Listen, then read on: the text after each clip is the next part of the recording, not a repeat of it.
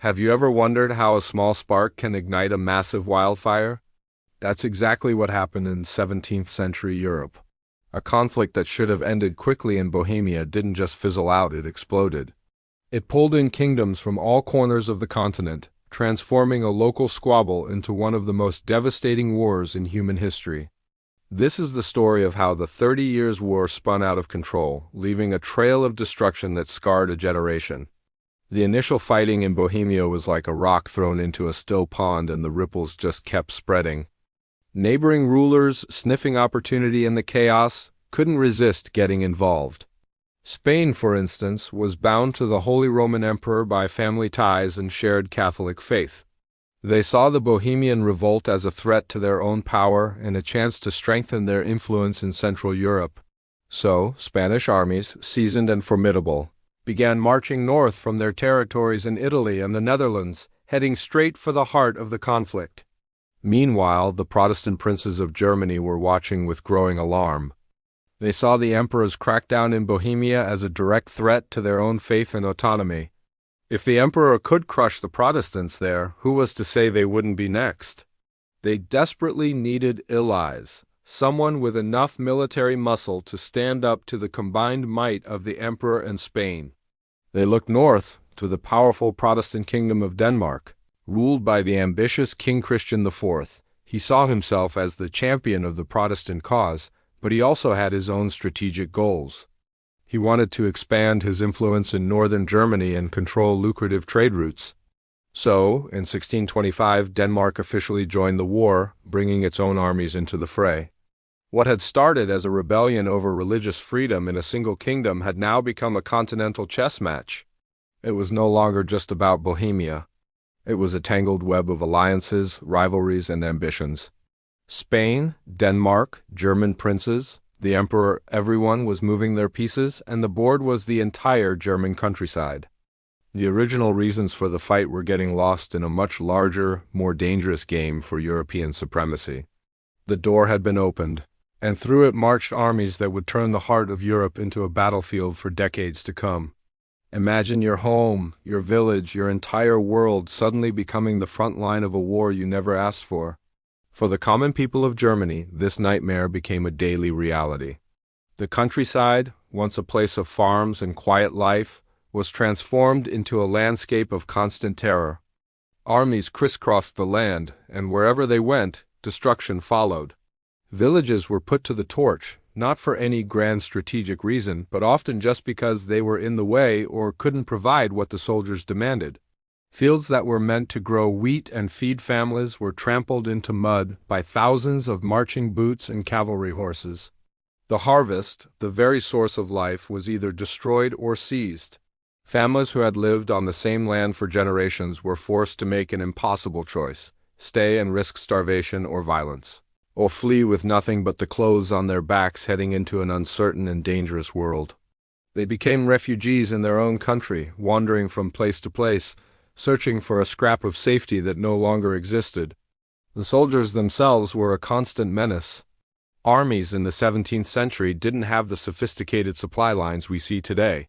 They lived off the land, which was a polite way of saying they took whatever they wanted. They were often unpaid, hungry, and brutalized by the war themselves. They would descend upon a village and demand food, livestock, and supplies. If the villagers resisted or simply had nothing left to give, the consequences were dire. Homes were looted and people were subjected to unspeakable violence. The line between soldier and bandit blurred until it disappeared entirely. Season after season, the horror continued. Winter would come, bringing a brief lull in the major campaigns, but no relief for the people. The cold and hunger were just as deadly as any army. Then spring would arrive, not with hope, but with the dread of renewed fighting. The smoke from burning villages seemed to perpetually hang in the air, a constant reminder of the war that would not end. In some towns and regions, the toll was staggering. Contemporary accounts describe communities where half the population was simply gone killed in a raid, dead from disease that spread like wildfire through weakened populations, or vanished, having fled to parts unknown. The fabric of society was being ripped apart, one thread, one family, one village at a time. In this theater of chaos, two names rose above the rest, commanders who became legends of fear and military genius for the imperial side: Count Tilly and Albrecht von Wallenstein. Count Tilly was a veteran, a deeply religious Catholic who pursued the war with a brutal and unwavering conviction. He led the armies of the Catholic League and won a string of victories that seemed to cement the emperor's power. His methods were ruthless, as the infamous sack of Magdeburg would later prove, where his troops unleashed an almost unbelievable level of destruction on the city. But even more formidable, more enigmatic, and ultimately more dangerous was Albrecht von Wallenstein.